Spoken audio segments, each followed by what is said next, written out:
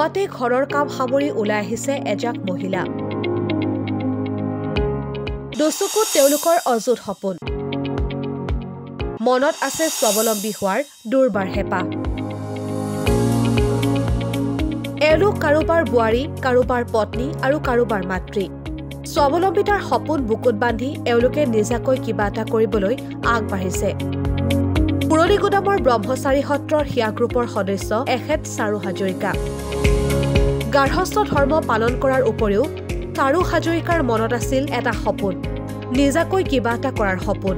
মাত্ৰ 1 বিঘা মাটিৰে নেমুটেঙাৰ খেতি আৰম্ভ কৰা চাৰু হাজৰিকাই আজি 7 বিঘা মাটিত কৰিছে নেমুটেঙাৰ ব্যৱসায়। 2010 চনত মাত্ৰ 10,000 টকাৰ লোন লৈছিল বন্ধন বেংকৰ পৰা। সেয়াই যেন আৰম্ভণি। 2010 চনৰ পৰা বৰ্তমানলৈ চাৰু হাজৰিকাই কৰি আছে নেমুটেঙাৰ ব্যৱসায়। আজি চাৰু হাজৰিকা এগৰাকী সফল গৃহিণীৰ লগতে এগৰাকী স্বাৱলম্বী গৃহিণীও। বন্ধনৰ পৰা কিদৰে উপকৃত হৈছে চাৰু হাজৰিকা, শুনক তেখেতৰ মুখেৰে। নাম শ্ৰী চাৰু হাজৰিকা। বন্ধন বেংকৰ পৰা লোন লৈছে? হয়। আপুনি লোনটো লোৱা কিমান দিন হ'ল? আমি 10 চনৰ পৰাই লৈছোঁ। প্ৰথম 10,000 টকা দিছে আমাক এতিয়া। 10 চনৰ পৰা তেতিয়াৰ পৰাই চলাই আছোঁ। লোনটো লৈ আপুনি কেনেদৰে উপকৃত হৈছে? লোনটো লৈ উপকৃত হৈছোঁ। প্ৰথম আমাৰ ধৰা টেঙা বাৰী আছিল 1 বিঘামান। তাৰপিছত লৈ এতিয়া বৰ্তমানলৈকে 7 বিঘামান হৈছে আৰু টেঙা বাৰীতে লগাই আছোঁ। আপুনি প্ৰথমবাৰৰ বাবে কিমান লোন লৈছিলে? 10,000 টকা। 10,000। আৰু বৰ্তমান কিমান লৈ আছে? বৰ্তমান 1 লাখ। বন্ধন বেংকৰ পৰা যে লোন লৈ এটা ব্যৱসায় আৰম্ভ কৰিব পাৰি, এই কথাটো আপোনাৰ মনলৈ কেনেকৈ আহিল বা উৎসাহিত কেনেকৈ হ'ল? প্ৰথম আমি গম পোৱা নাছিলোঁ, গাঁৱলৈ আহিছে যে গোট এটা বন্ধন বেংকৰ পৰা লোন লয় বুলি। তেতিয়া ভাবিলোঁ টকা 10,000 ল'ম, সপ্তাহে দিম। এনেইতো মানুহৰ পৰা ল'লে ধৰা সুদ দিব লাগে মাহত, হয়। মাহত 10,000 টকা আজিকালি 10 টকা হয় সুদেই, কিন্তু তাততো বহুত সুদ কম। গতিকে সেইকাৰণে বন্ধনৰ পৰাই ল'লোঁ প্ৰথম। বন্ধন বেংক যে আপোন বেংক, কথাটো ভাবে ন? ভাবোঁ। বজাৰো আমাৰ, পথাৰো আমাৰ। চৰকাৰী চাকৰি কিবা কোম্পানীৰ চাকৰিৰ আশাবাদ দি নিজাকৈ কিবা এটা কৰাৰ সপোন আছিল হীৰকজ্যোতি বৰগোহাঁই। ভবামতে কাম। হীৰকে আৰম্ভ কৰিলে ব্ৰইলাৰ আৰু গাহৰিৰ ফাৰ্ম। বন্ধনক সাৰথি হিচাপে লৈ আৰম্ভ কৰিলে নতুন ব্যৱসায়। নমস্কাৰ, মোৰ নাম শ্ৰী হীৰকজ্যোতি বৰগোহাঁই। আপোনাৰ ব্যৱসায়িক কেন্দ্ৰৰ স্থান? মোৰ পুৰণি গুদাম গড়মূৰ। বন্ধন বেংকৰ পৰা লোন লৈছে? হয়। আপুনি ঋণ লৈ কেনেদৰে উপকৃত হৈছে? ঋণ লৈ যথেষ্ট উপকৃত হৈছোঁ। পৰিয়াল পোহপাল দিয়াৰ ক্ষেত্ৰত বন্ধন বেংকৰ অৱদান কেনেকুৱা? যথেষ্ট ভাল। আপুনি কিমান টকাৰ পৰা প্ৰথম লোন আৰম্ভ কৰিছিল? মই 50,000 পৰা আৰম্ভ কৰিছিলোঁ। আৰু বৰ্তমান কিমান লৈ আছে? বৰ্তমান মোৰ 1 লাখ চলি আছে। বন্ধন বেংকৰ পৰা যে এটা লোন লৈ এটা ব্যৱসায় আৰম্ভ কৰিব পাৰি, এই কথাটো আপোনাৰ মনলৈ কেনেকৈ আহিল? কোনে কৰিলে? হয়, মোৰ পুৰণি গুদাম গড়মূৰত এখন দোকান আছে। দোকানত বন্ধন বেংকৰ কৰ্মী আহিছিলে। তেওঁলোকে লোনৰ কথা কৈছিলে। প্ৰথম একাউণ্ট খোলাৰ কথা কৈছিলে। একাউণ্টটো খোলাৰ পিছত ছেভিংছ কৰিছিলোঁ। ছেভিংছৰ পিছতে লোন লোৱা হৈছিলে।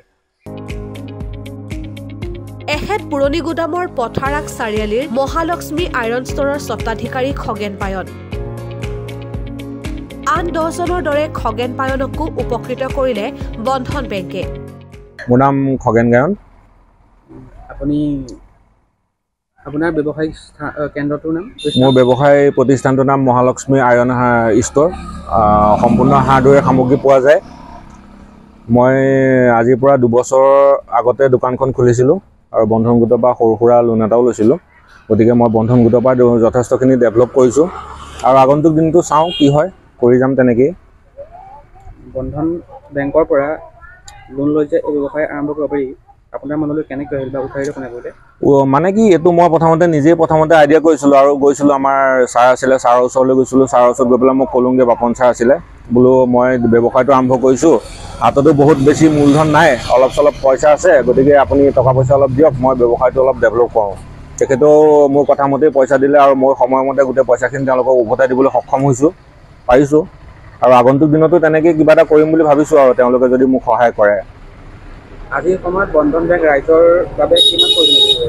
আজিৰ দিনত বন্ধন বেংকটো চাওক, আমাৰ দুখীয়াখিনিৰ কাৰণে এটা মানে ভাবিব নোৱাৰা মানে বহুত প্ৰতিষ্ঠান এইটো এটা। তেওঁলোকে বহুত উৎসাহিত কৰে আৰু পইচা পাতিও দিয়ে, আৰু সেই পইচাটো আমি ল'লেই নহ'ব, আচলতে ৰিকভাৰীও কৰিব লাগিব।